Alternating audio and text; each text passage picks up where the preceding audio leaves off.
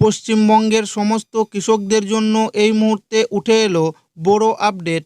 কৃষক বন্ধু প্রকল্প কি বন্ধ হয়ে যাচ্ছে, নাকি আগের থেকেও বেশি টাকা পাবেন কৃষকরা?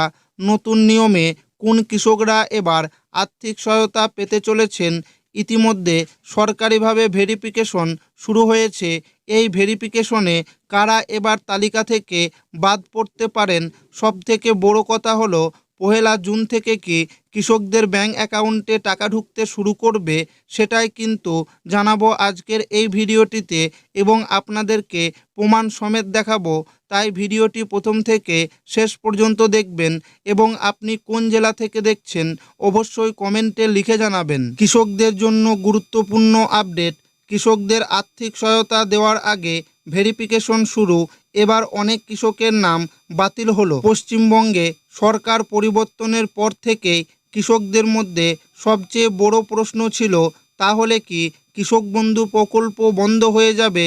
কারণ দীর্ঘদিন ধরে রাজ্যের লক্ষ লক্ষ কৃষক বন্ধু প্রকল্পের মাধ্যমে বছরে 4,000 টাকা থেকে 10,000 টাকা পর্যন্ত আর্থিক সহায়তা পেতেন। তার পাশাপাশি বাংলার শস্য বীমা প্রকল্পের সুবিধাও পাওয়া যেত।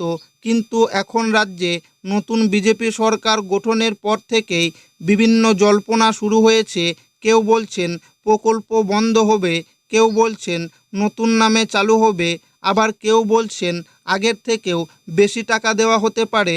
আর এই পরিস্থিতির মধ্যেই সামনে এলো বড় আপডেট। 11ই মে অনুষ্ঠিত মন্ত্রিসভার বৈঠকে স্পষ্ট জানানো হয়েছে, আগের সরকারের কোনো সামাজিক প্রকল্প বন্ধ করা হবে না, তবে প্রকল্পের নাম পরিবর্তন হতে পারে এবং আর্থিক সহায়তার পরিমাণও বাড়ানো হতে পারে।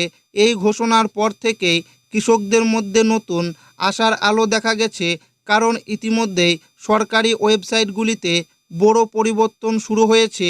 এগিয়ে বাংলা লোগো বদলানো হয়েছে, বিভিন্ন প্রকল্পের ওয়েবসাইট আপডেট করা হচ্ছে। সরকারি সূত্র অনুযায়ী এবার কৃষকদের আর্থিক সহায়তা দেওয়ার আগে শুরু হয়েছে ভেরিফিকেশন, অর্থাৎ আগে যারা টাকা পেতেন তাদের সবাই এবার টাকা পাবেন না।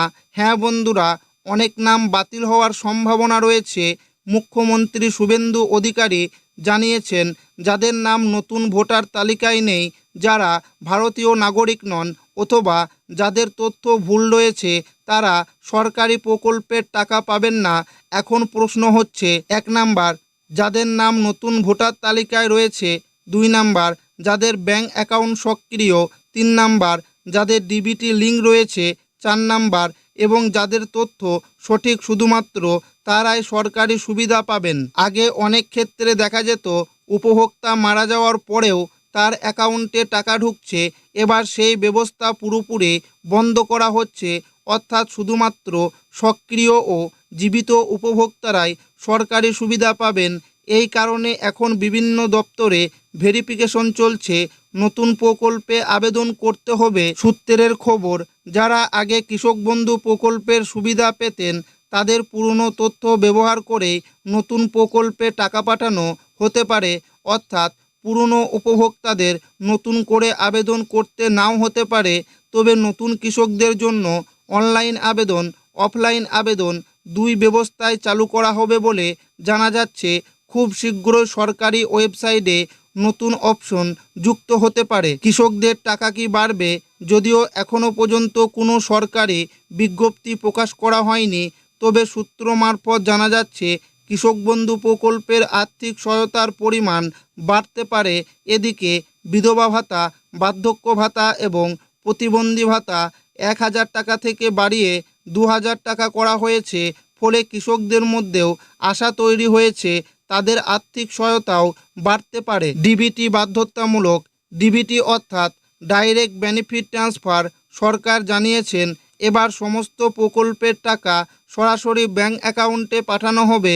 তাই প্রত্যেক উপভোক্তাকে ডিবিটি লিঙ্ক করতেই হবে। যাদের একাধিক ব্যাংক অ্যাকাউন্ট রয়েছে, যে অ্যাকাউন্টের সঙ্গে ডিবিটি লিঙ্ক থাকবে সেই অ্যাকাউন্টেই টাকা ঢুকবে। তাই এক্ষুনি নিজের ব্যাংক অ্যাকাউন্ট চেক করে নিন। মুখ্যমন্ত্রীর ঘোষণা অনুযায়ী আগামী 1 জুন থেকেই বিভিন্ন সরকারি প্রকল্পে টাকা দেওয়া শুরু হতে পারে। সূত্রের খবর, ওই সময় থেকেই কৃষক বন্ধু প্রকল্পের খরিফ মরশুমের প্রথম কিস্তির টাকা দেওয়া হতে পারে। এতেই এখন কৃষকদের মধ্যে উত্তেজনা তুঙ্গে।